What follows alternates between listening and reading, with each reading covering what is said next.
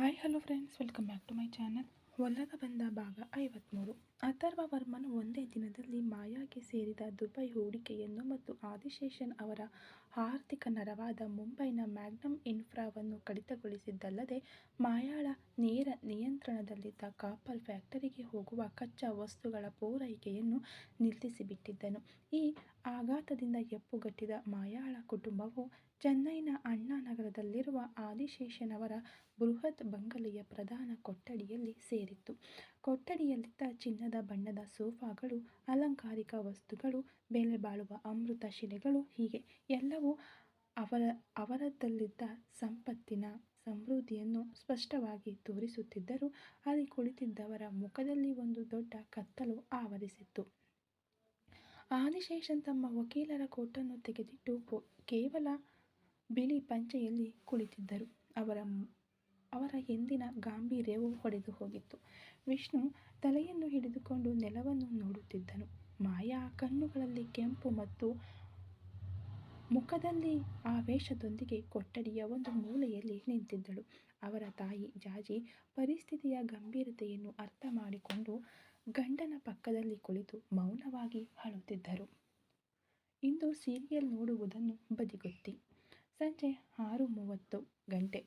ಅಥರ್ವನ ಮುಂದಿನ ನಡೆ ಏನಾಗಿರುತ್ತದೆಯೋ ಎಂಬ ಭಯವು ಎಲ್ಲರನ್ನೂ ಆವರಿಸಿತ್ತು. ಆದಿಶೇಷನ್ ಅವರ ಧ್ವನಿ ನಡುಗುತ್ತಿದ್ದರೂ ಕೋಪದಿಂದ ಗರ್ಜಿಸಿದರು. ಈ ಕುಸಿತ ನನಗೆ ವ್ಯವಹಾರದಲ್ಲಿ ಆದ ಸೋಲಲ್ಲ, ಇದು ನನ್ನ ಜೀವನದ ವಿಶ್ವಾಸಾರ್ಹತೆಯ ಸೋಲು. ನನ್ನ ವಕೀಲ ವೃತ್ತಿಯ ಮೇಲೆ ನಾನಿಟ್ಟಿರುವ ಗೌರವವನ್ನು ಆ ಅಥರ್ವ ಒಂದೇ ರಾತ್ರಿಯಲ್ಲಿ ಪ್ರಶ್ನಾರ್ಹವಾಗಿಸಿಬಿಟ್ಟಿದ್ದನು. ಜಾಜಿ ಅಳುತ್ತಾ, ಏನು ಮಾತನಾಡ್ತಾ ಇದ್ದೀರಾ? ಕಂಪನಿಯ 500 ಕೋಟಿ ರೂಪಾಯಿ ಹೂಡಿಕೆ ಹೋಯಿತು. ಮುಂಬೈ ಹಣಕಾಸು ಸಂಸ್ಥೆ ಹೋಯಿತು. ಕಾಪರ್ ಫ್ಯಾಕ್ಟರಿಗೆ ಸಪ್ಲೈ ಇಲ್ಲದಿದ್ದರೆ ಅದು ಮುಚ್ಚಲ್ಪಡುತ್ತದೆ. ಇಷ್ಟು ದೊಡ್ಡ ನಷ್ಟವನ್ನು ನೀವು ಸುಮ್ಮನೆ ಬಿಡಲು ಸಾಧ್ಯವೇ ಎಂದರು. ಆದಿಶೇಷನ್ ತಮ್ಮ ಕೋಪವನ್ನು ಮಾಯಾಳ ಕಡೆ ತಿರುಗಿಸಿ, ಯಾರಿಂದ ಬಂತು ಈ ಕಷ್ಟ? ಇವಳಿಂದಲೇ ಎಂದು ಮಾಯಾಳನ್ನು ತೋರಿಸಿ ಕಿರುಚಿದರು.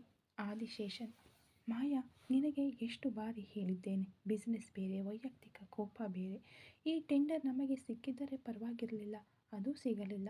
ಅವರೇ ಗೆದ್ದಿದ್ದಾರೆ, ಆಮೇಲೆ ಯಾಕೆ ನನ್ನ ಮಾತನ್ನು ಮೀರಿದೆ ಎನ್ನುತ್ತಾ ಎದ್ದು ನಿಂತು ಆವೇಶದಿಂದ ಮಾಯಾ ಮುಂದೆ ನಡೆದರು. ಅವರ ವ್ಯಕ್ತಿತ್ವವು ವಕೀಲರಾಗಿ ನ್ಯಾಯಾಲಯದಲ್ಲಿ ವಾದಿಸುವಾಗ ಹೊರಹೊಮ್ಮುವ ಅದೇ ತೀವ್ರತೆಯನ್ನು ಹೊಂದಿತ್ತು. ಆದಿಶೇಷನ್ ಆಕ್ರೋಶದಿಂದ ಮುಂದುವರೆಸಿದರು. ನಿನ್ನ ಒಂದು ಮೂರ್ಖತನದ ನಿರ್ಧಾರದಿಂದ ನನ್ನ ಮ್ಯಾಗ್ನಮ್ ಇನ್ಫ್ರಾ ಕಂಪನಿ ಕೈತಪ್ಪಿ ಹೋಯಿತು. ಅದು ಕೇವಲ ಹಣವಲ್ಲ, ಅದು ನನ್ನ ವ್ಯಾಪಾರ ಸಾಮ್ರಾಜ್ಯದ ಬುನಾದಿ. ನನ್ನ ಮಗ ವಿಷ್ಣುವಿನ ಕನ್ಸ್ಟ್ರಕ್ಷನ್ ಬಿಸ್ನೆಸ್ ಸಂಪೂರ್ಣವಾಗಿ ಸ್ತಬ್ಧವಾಗಿ ಹೋಯಿತು ಎಂದ ಅವರ ಗರ್ಜನೆ ಮಾಯಾಳನ್ನು ಮತ್ತಷ್ಟು ಕಂಗೆಡಿಸಿತು. ವಿಷ್ಣು ಮೊದಲ ಬಾರಿಗೆ ಮಾತನಾಡಿದನು. ಅವನ ಧ್ವನಿಯಲ್ಲಿ ಹತಾಶೆ ಇತ್ತು. ಮಾಯಾ, ನೀನು ಮಾಡಿದ್ದು ದೊಡ್ಡ ತಪ್ಪು. ಅಥರ್ವ ಹೇಳಿದ್ದು ಸರಿ. ಈಗ ನನ್ನ ಕನ್ಸ್ಟ್ರಕ್ಷನ್ ಸೈಟ್ಗಳಲ್ಲಿ ಕೆಲಸಗಳೆಲ್ಲ ನಿಂತು ಹೋಗಿವೆ. ಬ್ಯಾಂಕ್ನಿಂದ ಪ್ರೆಷರ್ ಬರುತ್ತಿದೆ. ನೀನು ಪ್ರಾಜೆಕ್ಟ್ ಗೆಲ್ಲಬೇಕೆಂದು ಆಸೆ ಪಟ್ಟಿದ್ದು ಸರಿ, ಆದರೆ ಅದಕ್ಕಾಗಿ ಒಬ್ಬನ ಪ್ರಾಣಕ್ಕೆ ಅಪಾಯ ಬರುವ ಹಾಗೆ ಪ್ಲಾನ್ ಮಾಡಬಹುದಾ?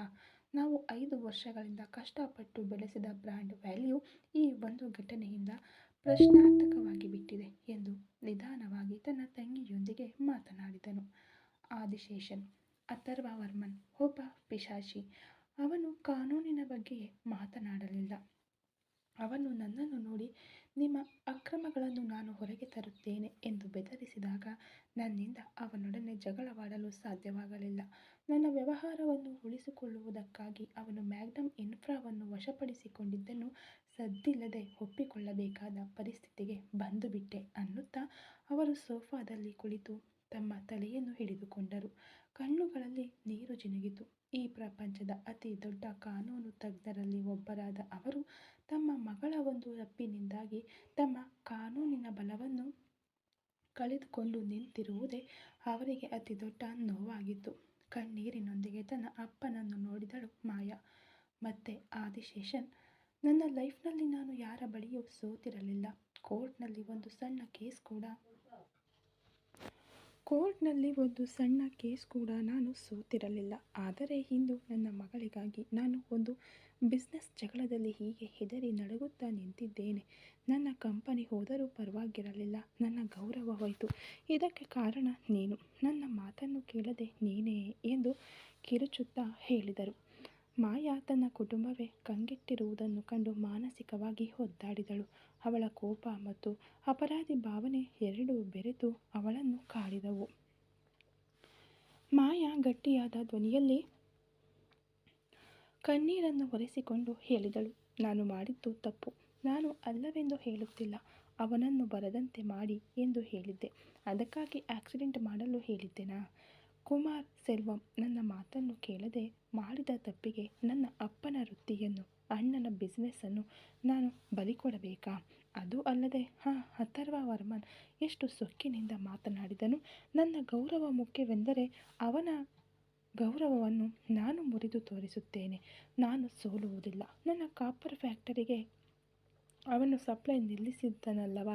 ನಾನು ಬೇರೆ ಎಲ್ಲಾದರೂ ಸಪ್ಲೈ ಏರ್ಪಾಡು ಮಾಡಿ ನಾಳೆಯೇ ಫ್ಯಾಕ್ಟರಿಯನ್ನು ಓಡಿಸಿ ಅವನಿಗೆ ಒಂದು ಪಾಠ ಕಲಿಸುತ್ತೇನೆ ಎಂದಳು ಆವೇಶದಿಂದ. ಆದಿಶೇಷನ್ ಹೊಡೆದ ಧ್ವನಿಯಲ್ಲಿ, ಮಾಯಾ, ಇನ್ಮುಂದೆ ನೀನು ಏನನ್ನೂ ಮಾಡಬೇಡ. ನೀನು ಏನೇ ಮಾಡಿದರೂ ಅದು ನಮಗೆ ವಿರುದ್ಧವಾಗಿಯೇ ತಿರುಗುತ್ತಿದೆ. ನೀನು ಒಬ್ಬ ಒಳ್ಳೆಯ CEO, ಆದರೆ ನಿನಗೆ ಈ ಆವೇಶ ಮತ್ತು ಸೇಡು ತೀರಿಸಿಕೊಳ್ಳುವ ಗುಣ ಇರುವವರೆಗೂ ನಿನ್ನಿಂದ ಗೆಲ್ಲಲು ಸಾಧ್ಯವಿಲ್ಲ. ಸುಮ್ಮನಿರು. ನಾನು ಈಗ ದೆಹಲಿಗೆ ಹೋಗಿ ನೋಡೋಣ ಎಂದಿದ್ದೇನೆ. ಈ ಆರ್ಥಿಕ ನಷ್ಟಗಳನ್ನು ನಿಭಾಯಿಸಲು ಏನು ಮಾಡಬೇಕೆಂದು ನೋಡುತ್ತೇನೆ ಎಂದರು. ಆಗಲೂ ಹಠದಿಂದ ಮಾಯಾ, ಇಲ್ಲಪ್ಪ, ಇಷ್ಟು ದೊಡ್ಡ ನಷ್ಟಕ್ಕೆ ಕಾರಣ ನಾನು. ಇದನ್ನು ನಾನೇ ಸರಿಪಡಿಸಬೇಕು. ನೀವು ಇನ್ಮುಂದೆ ದಯವಿಟ್ಟು ಅಥರ್ವ ವರ್ಮನ್ ಮೇಲೆ ಕೇಸ್ ಹಾಕಲು ಕೋರ್ಟ್ಗೆ ಹೋಗಬೇಡಿ. ಅವನು ನಿಮ್ಮನ್ನು ಬೆದರಿಸುತ್ತಿರುವುದು ನಿಮ್ಮ ವಕೀಲ ವೃತ್ತಿಯನ್ನು ಗುರಿಯಾಗಿಸಿಕೊಂಡೇ. ನೀವು ಸುಮ್ಮನಿರಿ. ನನ್ನ ಕಾಪರ್ ಫ್ಯಾಕ್ಟರಿಯನ್ನು ನಾನು ಮುಚ್ಚುವುದಿಲ್ಲ. ಒಂದು ದಾರಿಯನ್ನು ಹುಡುಕಿ ತೋರಿಸುತ್ತೇನೆ ಎಂದಳು. ವಿಷ್ಣು ಮಾಯಾಳ ಬಳಿ ಬಂದು ಅವಳನ್ನು ಸಮಾಧಾನಪಡಿಸಲು ಯತ್ನಿಸಿದನು. ಮಾಯಾ, ಈಗ ಭಾವುಕಳಾಗಬೇಡ. ಆ ಅಥರ್ವ ವರ್ಮನ್ ನಮ್ಮ ಎಲ್ಲ ದೌರ್ಬಲ್ಯಗಳನ್ನು ಓದಿಟ್ಟುಕೊಂಡಿದ್ದಾನೆ. ನೀನು ಸವಾಲು ಹಾಕುವುದು ಅವನಿಗೆ ಇನ್ನೂ ಹೆಚ್ಚಿನ ಬಲವನ್ನು ಕೊಡುತ್ತದೆ ಎಂದು ಎಚ್ಚರಿಸಿದನು. ಮಾಯಾಳ ಕೋಪ ಅಥರ್ವ ವರ್ಮನ್ ಮೇಲಿದ್ದರೂ ಅವಳ ಮನಸ್ಸಿನಲ್ಲಿ ಒಂದು ಮೂಲೆಯಲ್ಲಿ ವಿಕ್ರಮ್ ವರ್ಮನ್ ಬಗೆಗಿನ ಯೋಚನೆ ಕೊರೆಯುತ್ತಿತ್ತು. ಮಾಯಾ ಮನಸ್ಸಿನೊಳಗೆ, ಒಂದು ಸಾಧಾರಣ ಅಪಘಾತಕ್ಕಾಗಿ ಇಷ್ಟು ದೂರ ಬೇಟೆಯಾಡುತ್ತಿದ್ದಾನೆ. ಆ ವಿಕ್ರಮ್ ವರ್ಮನ್ ಯಾರು? ಅವನು ಹೇಗಿದ್ದಾನೆ? ಅವನ ಕಾಲಿಗೆ ಆದ ಗಾಯ ಅಷ್ಟು ದೊಡ್ಡದಾ ಎಂದು ಅವಳ ಆಳವಾದ ಮನಸ್ಸಿನಲ್ಲಿ ತಳಮಳವನ್ನು ಉಂಟುಮಾಡಿತು. ಮಾಯಾ ವಿಷ್ಣುವಿನ ಬಳಿ, ಅಣ್ಣ, ನಾನು ಕೇಳುವುದನ್ನು ತಪ್ಪಾಗಿ ತಿಳಿದುಕೊಳ್ಳಬೇಡ. ವಿಕ್ರಮ್ ವರ್ಮನ್ಗೆ ಹೇಗೆ ಆಕ್ಸಿಡೆಂಟ್ ಆಯಿತು ಅಂತ ನಿನಗೆ ಗೊತ್ತಾ? ಅವನ ಕಾಲಿನಲ್ಲಿ ಗಾಯ ಅಷ್ಟು ಸೀರಿಯಸ್ಸಾ ಎಂದು ಕೇಳಿದಾಗ ವಿಷ್ಣು ಮತ್ತು ಆದಿಶೇಷನ್ ಅವಳನ್ನು ವಿಚಿತ್ರವಾಗಿ ನೋಡಿದರು. ವಿಷ್ಣು, ನೀನೇ ಅವನ ಮೇಲೆ ಸೇಡು ತೀರಿಸಿಕೊಳ್ಳಬೇಕೆಂದು ಹೇಳಿದೆ. ಈಗ ಯಾಕೆ ಈ ಪ್ರಶ್ನೆ? ಅವನ ಕಾಲಿನಲ್ಲಿ ಫ್ರ್ಯಾಕ್ಚರ್ ಆಗಿದೆ ಅಂತ ನನ್ನ PA ಹೇಳಿದನು. ಸೀರಿಯಸ್ ಆಕ್ಸಿಡೆಂಟ್ ಅದು. ಪ್ಲೇಟ್ ಇಟ್ಟು ಆಪರೇಷನ್ ಮಾಡಿದ್ದಾರೆ ಎಂದಾಗ ಮಾಯಾ ಹೊಡೆದ ಧ್ವನಿಯಲ್ಲಿ, ಇಲ್ಲ ಅಣ್ಣ, ಸುಮ್ಮನೆ ತಿಳಿದುಕೊಳ್ಳಬೇಕೆಂದು ಕೇಳಿದೆ. ಇದಕ್ಕಾಗಿ ಹೋಗಿ ಒಬ್ಬನು ಇಷ್ಟು ದೂರ ಬೇಟೆಯಾಡುತ್ತಿದ್ದಾನಲ್ಲ ಎಂದು ಅವಳಿಗೆ ಯಾಕೋ ತನ್ನ ಮನಸ್ಸಿನಲ್ಲಿರುವ ವಿಕ್ಕಿಯ ಮುಖ ಬಂದು ಹೋಯಿತು. ಆದಿಶೇಷನ್ ಕಣ್ಣುಗಳನ್ನು ಮುಚ್ಚಿ ಕೆಲವು ನಿಮಿಷಗಳ ಕಾಲ ಮೌನವಾಗಿದ್ದರು. ಅವರ ವಕೀಲರ ಮೆದುಳು ಈ ಆರ್ಥಿಕ ಸೋಲನ್ನು ಕಾನೂನುಬದ್ಧವಾಗಿ ಹೇಗೆ ನಿಭಾಯಿಸಬಹುದು ಎಂಬುದರ ಬದಲಾಗಿ ಇನ್ಮುಂದೆ ಅಥರ್ವನ ದಾಳಿಯನ್ನು ಹೇಗೆ ತಪ್ಪಿಸುವುದು ಎಂದು ಯೋಚಿಸುತ್ತಿತ್ತು. ಆದಿಶೇಷನ್ ಹೆಂಡತಿಯ ಬಳಿ, ಜಾಜಿ, ನಮ್ಮ ಮನೆಯಲ್ಲಿ ಇನ್ಮುಂದೆ ಯಾವುದೇ ಸಮಸ್ಯೆಯೂ ನಡೆಯಬಾರದು. ನಾನು ನಾಳೆ ಬೆಳಿಗ್ಗೆ ದೆಹಲಿಗೆ ಹೋಗುತ್ತಿದ್ದೇನೆ. ನಾನು ಅಲ್ಲಿಂದ ನನ್ನ ವ್ಯವಹಾರವನ್ನು ಕಾಪಾಡುವ ದಾರಿಯನ್ನು ನೋಡುತ್ತೇನೆ ಎಂದರು. ಆದಿಶೇಷನ್ ಮಾಯಾ ಬಳಿ ತಿರುಗಿ, ಮಾಯಾ, ನೀನು ಇನ್ಮುಂದೆ ಫ್ಯಾಕ್ಟರಿಗೆ ಹೋಗುವುದು ಬೇಡ. ಫ್ಯಾಕ್ಟರಿ ಸ್ವಲ್ಪ ದಿನ ಲಾಕ್ ಮಾಡು ಎಂದು ಅವರು ಮಾತನಾಡುವಾಗಲೇ ಅವಳ ಮನಸ್ಸು ಹೊಡೆಯಿತು. ಅಪ್ಪ, ಅದು ನನ್ನ ಶ್ರಮ, ನನ್ನ ಗೌರವ. ನನ್ನಿಂದ ನನ್ನ ಫ್ಯಾಕ್ಟರಿಯನ್ನು ಕ್ಲೋಸ್ ಮಾಡಲು ಸಾಧ್ಯವಿಲ್ಲ ಎಂದು ಜೋರಾಗಿ ಕಿರುಚಿದಳು.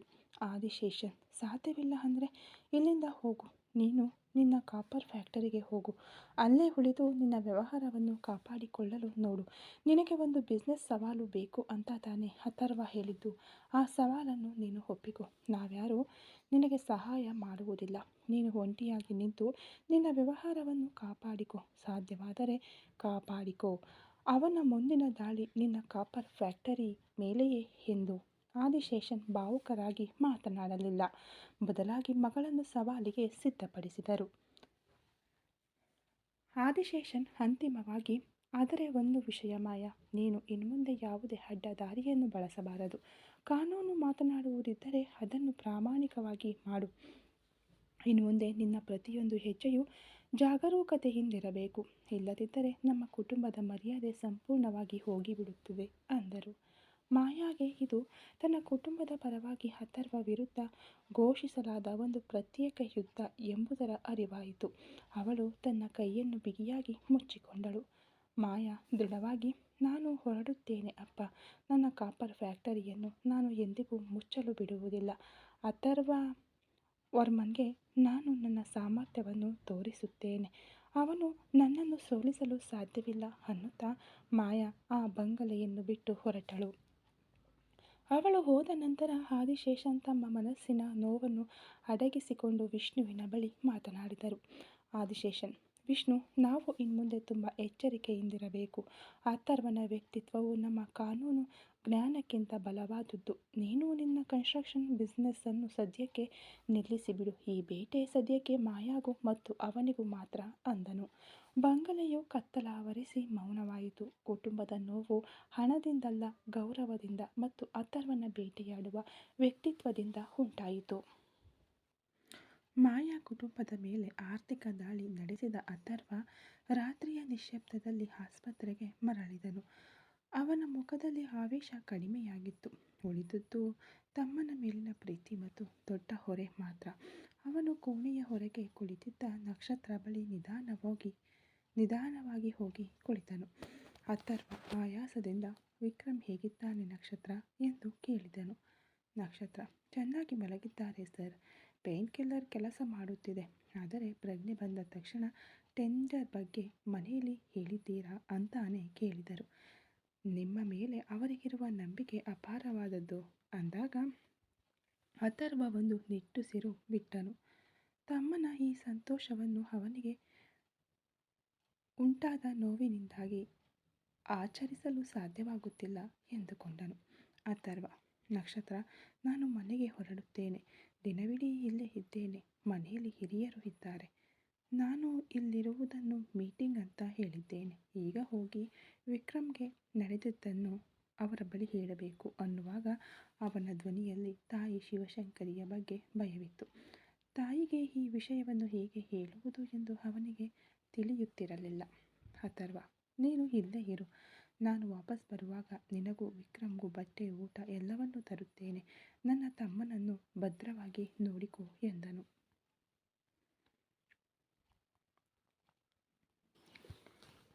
ನಕ್ಷತ್ರ, ಖಂಡಿತ ಸರ್, ನೀವು ಚಿಂತೆ ಮಾಡದೆ ಹೋಗಿ ಎಂದಳು. ಅಥರ್ವ ಕಾರ್ ಕೀ ತೆಗೆದುಕೊಂಡು ಹೊರಟನು. ಅವನ ಮನಸ್ಸಿನಲ್ಲಿ ಈಗ ಬಿಸ್ನೆಸ್ ಬೇಟೆ ಇರಲಿಲ್ಲ. ಕುಟುಂಬದ ನೋವನ್ನು ಹೊರುವ ಹೊರೆ ಮಾತ್ರ ಇತ್ತು. ರಾತ್ರಿ 8 ಗಂಟೆ. ಅಥರ್ವ ಚೆನ್ನೈನ ಅತ್ಯಂತ ಎತ್ತರದ ಬಂಗಲೆಗಳಲ್ಲಿ ಒಂದಾದ ವರ್ಮನ್ ಮಹಲಿನ ಮುಖ್ಯ ದ್ವಾರವನ್ನು ಪ್ರವೇಶಿಸಿದನು. ಆ ಕುಟುಂಬದ ಎಲ್ಲ ಹಿರಿಯರು ಮತ್ತು ಸಂಬಂಧಿಕರು ಮಹಲಿನ ಬೃಹತ್ ಸ್ವಾಗತ ಕೊಠಡಿಯಲ್ಲಿ ಸೇರಿದ್ದರು. ಕೊಠಡಿಯಲ್ಲಿ ಅಥರ್ವನ ದೊಡ್ಡಪ್ಪ ಮತ್ತು ದೊಡ್ಡಮ್ಮ ಚಿಂತೆಯಿಂದ ಕುಳಿತಿದ್ದರು. ಅವನ ಅಕ್ಕ ಡಾಕ್ಟರ್ ತುಳಸಿ ಮತ್ತು ಭಾವ ಡಾಕ್ಟರ್ ಸಂತೋಷ್ ಇಬ್ಬರು ತಮ್ಮ ಆಸ್ಪತ್ರೆ ಕೆಲಸ ಮುಗಿಸಿ ಬಂದಿದ್ದರು. ಅಥರ್ವನ ಸೋದರ ಮಾವ ಮೋಹನ್, ಅತ್ತೆ ಮತ್ತು ಯಾಶಿಕಾ ಕೂಡ ಅಲ್ಲಿದ್ದರು. ಅಜ್ಜ ಗೋವಿಂದರಾಜನ್ ಮತ್ತು ಅಜ್ಜಿ ಶಾರದಾ ಸೋಫಾದಲ್ಲಿ ಕುಳಿತಿರಲು ಇಡೀ ಕುಟುಂಬ ಅಥರ್ವನಿಗಾಗಿ ಕಾಯುತ್ತಿತ್ತು. ಈ ಇಡೀ ದಿನ ಅಥರ್ವ ತನ್ನ ಕುಟುಂಬದವರ ಬಳಿ ಕಾಪರ್ ಫ್ಯಾಕ್ಟರಿ ಟೆಂಡರ್ ವಿಚಾರವಾಗಿ ಆಫೀಸಿನಲ್ಲಿ ಅತಿ ಮುಖ್ಯವಾದ ಅಂತಾರಾಷ್ಟ್ರೀಯ ವಿಡಿಯೋ ಕಾನ್ಫರೆನ್ಸ್ ಮೀಟಿಂಗ್ ಇದೆ ಎಂದು ಸುಳ್ಳು ಹೇಳಿದ್ದನು. ಅಥರ್ವ ಒಳಗೆ ಬಂದ ತಕ್ಷಣ ಎಲ್ಲರೂ ಎಚ್ಚರಗೊಂಡು ಕುಳಿತರು. ದೊಡ್ಡಪ್ಪ ಸ್ವಲ್ಪ ಕೋಪದಿಂದ, ಏನಪ್ಪ ಅಥರ್ವ, ಇದೇನು ಕಂಪನಿ ಮೀಟಿಂಗ್? ನಿನ್ನೆ ರಾತ್ರಿ 8 ಗಂಟೆಯವರೆಗೂ ನಿನ್ನನ್ನು ಸಂಪರ್ಕಿಸಲು ಸಾಧ್ಯವಾಗಲಿಲ್ಲವಲ್ಲ? ಒಂದು ಮುಖ್ಯವಾದ ಮೀಟಿಂಗ್ ಇದ್ದರೂ ಮನೆಯಲ್ಲಿರುವವರಿಗೆ ಒಂದು ಮೆಸೇಜ್ ಮಾಡಲು ನಿನಗೆ ಸಮಯವಿಲ್ಲವೇ ಎಂದರು.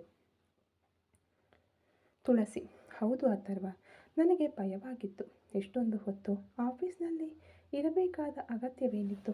ಏನೇ ದೊಡ್ಡ ಸಮಸ್ಯೆ ಅಂತಲೇ ಅಂದುಕೊಂಡೆವು ಅಂದಾಗ ಏನೋ ದೊಡ್ಡ ಸಮಸ್ಯೆ ಅಂತಲೇ ಅಂದುಕೊಂಡೆವು ಅಂದಾಗ ಅಥರ್ವ ಕುಟುಂಬದ ಎಲ್ಲ ಸದಸ್ಯರನ್ನು ಒಂದು ಕ್ಷಣ ನೋಡಿದನು. ಅವರ ನಿರೀಕ್ಷೆ ಮತ್ತು ಚಿಂತೆ ಬೆರೆತ ನೋಟವನ್ನು ಸಹಿಸಿಕೊಂಡು ನಿಧಾನವಾಗಿ ಮಧ್ಯದಲ್ಲಿ ಹೋಗಿ ಕುಳಿತನು. ಅಥರ್ವನ ಧ್ವನಿ ಭಾರವಾಗಿತ್ತು. ಮಾವ, ಅಕ್ಕ, ದೊಡ್ಡಪ್ಪ, ಕ್ಷಮಿಸಿ. ನಾನು ನಿಮ್ಮ ಬಳಿ ಒಂದು ಸತ್ಯ ಹೇಳಬೇಕು. ಟೆಂಡರ್ ಮೀಟಿಂಗ್ ಅಂತ ಹೇಳಿದ್ದು ಸುಳ್ಳು ಎಂದಾಗ ಹಾಲಿನಲ್ಲಿ ಭಾರವಾದ ಮೌನ ಆವರಿಸಿತು. ಅಜ್ಜ ಗೋವಿಂದರಾಜನ್ ಅವನನ್ನು ತೀಕ್ಷ್ಣವಾಗಿ ನೋಡಿದರು. ಅಥರ್ವ ನಿಧಾನವಾಗಿ, ಆದರೆ ನೋವಿನ ಧ್ವನಿಯಲ್ಲಿ, ಟೆಂಡರ್ನಲ್ಲಿ ನಾವು ಗೆದ್ದಿದ್ದೇವೆ. ಆದರೆ ವಿಕ್ರಮ್ಗೆ ಒಂದು ಸಣ್ಣ ಅಪಘಾತವಾಗಿ ಆಸ್ಪತ್ರೆಯಲ್ಲಿದ್ದಾನೆ ಎಂದನು. ಅಥರ್ವನ ಮಾತುಗಳು ಆ ಕುಟುಂಬದ ಮೇಲೆ ಸಿಡಿಲಿನಂತೆ ಎರಗಿದವು. ಶಾರದಾ ಅಜ್ಜಿ ಚೀರುತ್ತಾ, ಏನು ವಿಕ್ರಮ್ಗ? ನನ್ನ ಮುದ್ದಿನ ಮೊಮ್ಮಗನಿಗೆ ಏನಾಯಿತು? ಅವನು ಸುರಕ್ಷಿತವಾಗಿದ್ದಾನಾ? ಅವನಿಗೆ ಏನೂ ಆಗಿಲ್ಲ ತಾನೆ? ಏನಪ್ಪ ಹೇಳ್ತಿದ್ದೀಯಾ? ಒಂದು ಇರುವೆ ಕಚ್ಚಿದರೂ ಸಹಿಸಿಕೊಳ್ಳಲ್ಲ ಅವನು ಎಂದು ಅಳತೊಡಗಿದರು.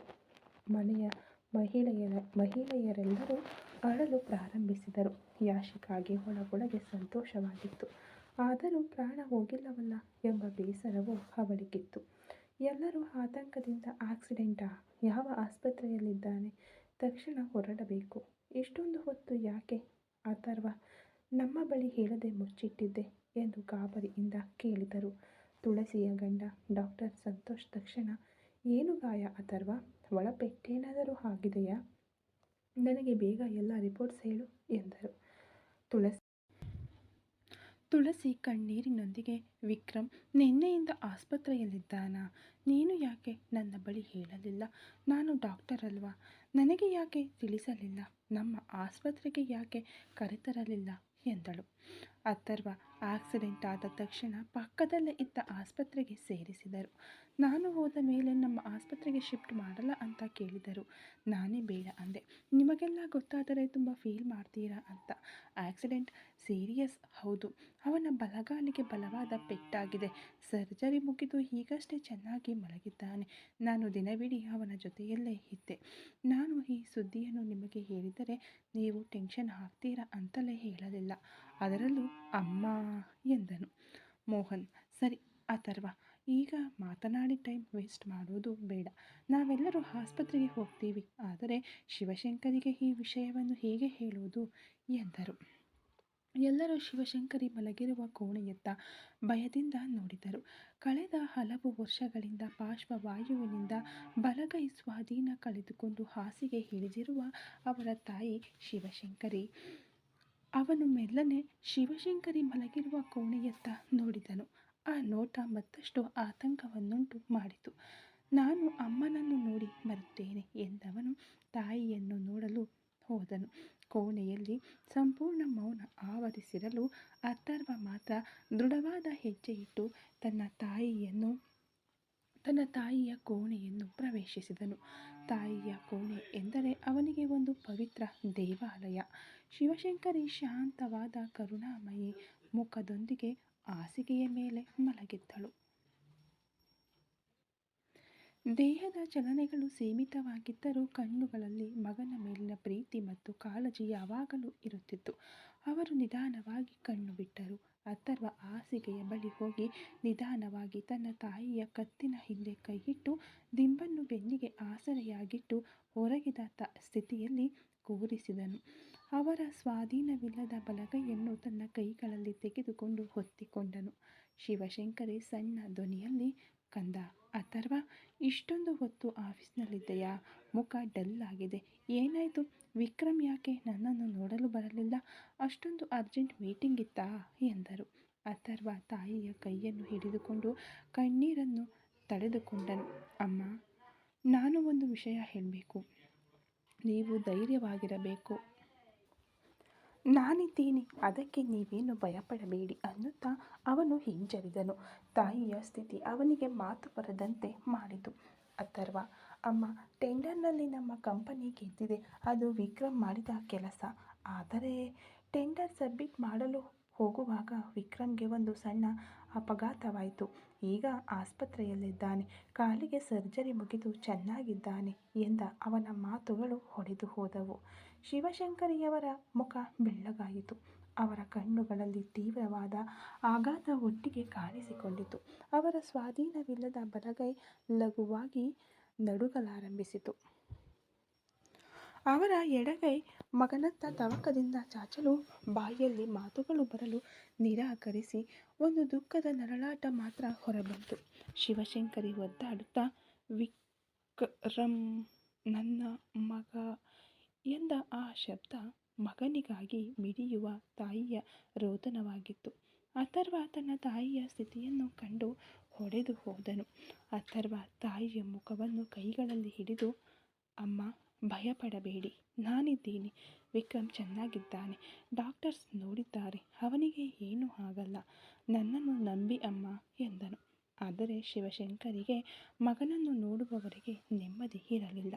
ಅವರ ಕಷ್ಟಕರವಾದ ಉಸಿರಾಟವು ಕೋಣೆಯಲ್ಲಿ ದೊಡ್ಡ ದುಃಖವನ್ನು ತುಂಬಿತು. ಇಡೀ ಕುಟುಂಬ ಓಡಿ ಬಂದು ಶಿವಶಂಕರಿಯನ್ನು ಹಿಡಿದುಕೊಂಡರು. ಸ್ವಲ್ಪ ಸಮಯದ ಚರ್ಚೆಯ ನಂತರ ಸಂಪೂರ್ಣ ವೈದ್ಯಕೀಯ ವ್ಯವಸ್ಥೆಗಳೊಂದಿಗೆ ಶಿವಶಂಕರಿ ಸೇರಿದಂತೆ ಇಡೀ ಕುಟುಂಬ ಆಸ್ಪತ್ರೆಗೆ ಹೊರಟಿತು. ಅದೇ ಸಮಯದಲ್ಲಿ ಯುವರಾಜ್ 2 ದಿನಗಳ ಕಾಲ ಆಫೀಸ್ನ ಸಂಪೂರ್ಣ ನಿಯಂತ್ರಣ ಅವನ ಕೈಯಲ್ಲಿತ್ತು. ಅದಕ್ಕಾಗಿ ಅವನು ವಿಕ್ರಮ್ನನ್ನು ನೋಡಲು ಬಂದಿರಲಿಲ್ಲ. ಇಂದು ಕರ್ತವ್ಯ ಪ್ರಜ್ಞೆಯಿಂದ ಆಸ್ಪತ್ರೆಗೆ ಬಂದಿದ್ದನು. ಯುವರಾಜ್ ನೀಟಾಗಿ ಉಡುಗೆ ತೊಟ್ಟು, ಒಂದು ಹೂಗುಚ್ಛ ಮತ್ತು ಒಂದು ಫೈಲ್ನೊಂದಿಗೆ ಕೋಣೆಯ ಹೊರಗೆ ನಿಂತಿದ್ದನು. ವಿಕ್ರಮ್ ಕೋಣೆಯಿಂದ ಹೊರಬಂದ ನಕ್ಷತ್ರ ಅವನನ್ನು ಕಂಡು ಹತ್ತಿರ ಬಂದಳು. ನಕ್ಷತ್ರ, ಬನ್ನಿ ಯುವರಾಜ್ ಸರ್, ವಿಕ್ರಮ್ ಸರ್ ಮಲಗಿದ್ದಾರೆ ಅಂದ್ಲು. ಯುವರಾಜ್, ಈಗ ಹೇಗಿದ್ದಾರೆ ಅಂದಾಗ ನಕ್ಷತ್ರ, ನೋವು ಜಾಸ್ತಿ ಇರುವುದರಿಂದ ಇಂಜೆಕ್ಷನ್ ಕೊಟ್ಟಿದ್ದಾರೆ. ಮಧ್ಯಾಹ್ನ ಮಲಗಿದವರು ಇನ್ನೂ ಎದ್ದಿಲ್ಲ. ಪಾಪ, ತುಂಬ ನೋವಾಗುತ್ತಿರಬೇಕು ಅಂದ್ಲು. ಯುವರಾಜ್ ದೃಢವಾಗಿ, ಕಂಪನಿಯ ಒಂದು ಆಧಾರ ಸ್ತಂಭವಾದ ವಿಕ್ರಮ್ ವರ್ಮನ್ ಸರ್ ಹೀಗಿದ್ದಾರೆ. ಅವರೇ ಟೆಂಡರ್ ಗೆಲ್ಲಲು ಮುಖ್ಯ ಕಾರಣ. ಅವರ ಹೆಸರಿನಲ್ಲಿ ನಾನು ಒಂದು ಫೈಲ್ ಸಬ್ಮಿಟ್ ಮಾಡಬೇಕು. ಅದಕ್ಕಾಗಿ ಅವರ ಸಹಿ ಬೇಕು ಮ್ಯಾಮ್ ಎಂದನು. ಆಗ ದೊಡ್ಡ ಗದ್ದಲದೊಂದಿಗೆ ಅಥರ್ವನ ಇಡೀ ಕುಟುಂಬ ಆಸ್ಪತ್ರೆಯ ಮುಖ್ಯ ದ್ವಾರದಿಂದ ಒಳಬರುವುದನ್ನು ಕಂಡರು. ಎಲ್ಲರೂ ಬಂದಿದ್ದರೂ ಶಿವಶಂಕರಿಯನ್ನು ವೀಲ್ ಚೇರ್ನಲ್ಲಿ ಕರೆತರಲಾಗಿತ್ತು. ಯುವರಾಜ್ ಬಂದಿದ್ದ ಕುಟುಂಬದ ಸದಸ್ಯರಿಗೆ ಮರ್ಯಾದೆ ಕೊಟ್ಟನು. ಆದರೆ ಯಾಶಿಕಾ ಅವನನ್ನು ಕಂಡು ಒಂದು ನಿಮಿಷ ಆಘಾತದಲ್ಲಿ ನಿಂತಳು. ಎಲ್ಲರೂ ಒಳಗೆ ಹೋದರು. ಯಾಶಿಕಾ ಅವನು ತನ್ನನ್ನು ಸಮೀಪಿಸಲು ಪ್ರಯತ್ನಿಸಿದಾಗಲೆಲ್ಲ ಅವನ ಅಹಂಕಾರ ಮತ್ತು ಅಬ್ಬರ ಅವಳಿಗೆ ಇಷ್ಟವಾಗುತ್ತಿರಲಿಲ್ಲ. ಆದರೆ ಈಗ ಅವನನ್ನು ಇಲ್ಲಿ ನೋಡಿದಾಗ ಅವಳು ಯುವರಾಜ್ನನ್ನು ದಾಟಿ ಹೋಗಲು ಪ್ರಯತ್ನಿಸಿದಾಗ ಯುವರಾಜ್ ಅವಳ ಎದುರು ನಿಂತನು. ಯುವರಾಜ್ ಬಹಳ ಸಹಜವಾಗಿ, ಹಾಯ್ ಯಾಶಿಕಾ ಮೇಡಮ್, ಈ ಸಮಯದಲ್ಲಿ ನಿಮ್ಮನ್ನು ನೋಡ್ತಿರೋದಕ್ಕೆ ಸಂತೋಷವಿಲ್ಲ. ನಿಮ್ಮ ಅತ್ತೆ ಮಗನಿಗೆ ಪೆಟ್ಟಾಗಿದೆ. ನೀವೇನು ಬ್ಯೂಟಿ ಪಾರ್ಲರ್ಗೆ ಹೋಗಿ ಮೇಕಪ್ ಎಲ್ಲ ಹಾಕಿಕೊಂಡು ಬಂದಿದ್ದೀರಾ ಎಂದು ವ್ಯಂಗ್ಯವಾಗಿ ಕೇಳಿದನು. ಯಾಶಿಕಾ ಕಣ್ಣು ಕೆಂಪಾಗಿಸಿ, ನೀನು ಮ್ಯಾನೇಜರ್ ಆದರೆ ನಿನ್ನ ಕೆಲಸವನ್ನು ಆಫೀಸ್ನಲ್ಲಿ ಮಾತ್ರ ನೋಡು. ಅನಗತ್ಯವಾಗಿ ನನ್ನನ್ನು ಕೆಣಕಿದರೆ ಅದರ ಪರಿಣಾಮ ತುಂಬ ಕೆಟ್ಟದ್ದಾಗಿರುತ್ತದೆ ಎಂದು ಕಣ್ಣು ಬಿಟ್ಟು ಎಚ್ಚರಿಸಿದಳು. ಯುವರಾಜ್ ಅವಳ ಕೋಪವನ್ನು ನಿರ್ಲಕ್ಷಿಸಿ ನಗುತ್ತಾ, ಸಾರಿ ಮೇಡಮ್, ಕೆಲಸ ಮಾಡೋಕೆ ಅಂತಲೇ ಬಂದಿದ್ದೀನಿ. ವಿಕ್ರಮ್ ಸರ್ ಅವರ ಹಲವು ಫೈಲ್ಗಳಲ್ಲಿ ಅವರ ಸಹಿ ಬೇಕಿದೆ. ಅದಕ್ಕಾಗಿ ಕಾಯುತ್ತಿದ್ದೇನೆ. ಇವತ್ತು ಕಂಪನಿಯ ಗೆಲುವಿನ ದಿನ. ನೀವು ಟೆನ್ಷನ್ ಆಗಿರೋದು ನ್ಯಾಯವೇ. ಆದರೂ ಸ್ವಲ್ಪ ನೀರು ಕುಡಿಯಿರಿ ಎಂದನು. ಏನು ಎಂದು ಅವಳು ಗರ್ಜಿಸಿದಳು. ಸುಮ್ಮನಿರು. ನನ್ನ ಹತ್ರ ನಿನ್ನ ಧ್ವನಿ ಏರಿಸಿದರೆ ಆಮೇಲೆ ನಿನ್ನ ಸೊಕ್ಕನ್ನು ಸಂಪೂರ್ಣವಾಗಿ ಅಡಗಿಸಬೇಕಾಗುತ್ತೆ ಎಂದು ಅವನು ಎಚ್ಚರಿಸಿದನು. ಯುವರಾಜನ ನಿಯಂತ್ರಿತ ಅಧಿಕಾರವನ್ನು ಕಂಡು ಯಾಶಿಕಾಗೆ ಉರಿದು ಹೋಯಿತು. ಅವಳು ಏನೂ ಮಾತನಾಡದೆ ಅಲ್ಲಿಂದ ಆಫ್ ಮಾಡಿ ವಿಕ್ರಮ್ ಕೋಣೆಯೊಳಗೆ ಹೋದಳು. ಯುವರಾಜ್ ಯಾಶಿಕಾ ಹೋದುದನ್ನೇ ನೋಡುತ್ತಿದ್ದನು. ಅವಳ ನಿರ್ಲಕ್ಷ್ಯ ಅವನಿಗೆ ರೂಢಿಯಾಗಿತ್ತು. ಆದರೆ ಈ ಬಾರಿ ಅವಳ ಕೋಪದ ಮುಖ ಅವನೊಳಗೆ ಒಂದು ಸಣ್ಣ ಉತ್ಸಾಹವನ್ನು ನೀಡಿತು. ಯುವರಾಜ್ ತನ್ನ ಮನಸ್ಸಿನಲ್ಲಿಯೇ ಅಂದುಕೊಂಡ, ಯಾಶಿಕಾ, ನಿನ್ನ ನಿರ್ಲಕ್ಷ್ಯ ಒಂದು ಸ್ವಾರಸ್ಯವೇ ಸರಿ. ಆದರೆ ನನ್ನ ಅಬ್ಬರ ನಿನಗೆ ಒಂದು ದಿನ ಸವಾಲಾಗಿ ಬದಲಾಗಲಿದೆ ಅನ್ನುತ್ತಾ ಅವನು ಶಾಂತವಾಗಿ ಒಳಗೆ ಹೋಗಿ ವಿಕ್ರಮ್ಗೆ ಹೂಗುಚ್ಛವನ್ನು ಕೊಟ್ಟು ಕ್ಷೇಮ ವಿಚಾರಿಸಿ ನಕ್ಷತ್ರ ಬಳಿ ಹೋಗಿ ಫೈಲ್ಗಳನ್ನು ನೋಡಲಾರಂಭಿಸಿದನು. ಆಸ್ಪತ್ರೆಯಲ್ಲಿ ಒಂದು ತಾಯಿಯ ಮಿಡಿತ, ಅಣ್ಣನ ಪ್ರೀತಿ ಮತ್ತು ಸಂಬಂಧಗಳ ತವಕ ಬೆರೆತ ಆ ವಾತಾವರಣದಲ್ಲಿ ಯಾಶಿಕಾ ಮತ್ತು ಯುವರಾಜ್ ನಡುವೆ ಮೌನವಾದ ಒಂದು ಯುದ್ಧ ಪ್ರಾರಂಭವಾಗಿತ್ತು. ಈ ಕಥೆ ಇನ್ನು ಮುಂದುವರಿಯುವುದು. Thank you so much.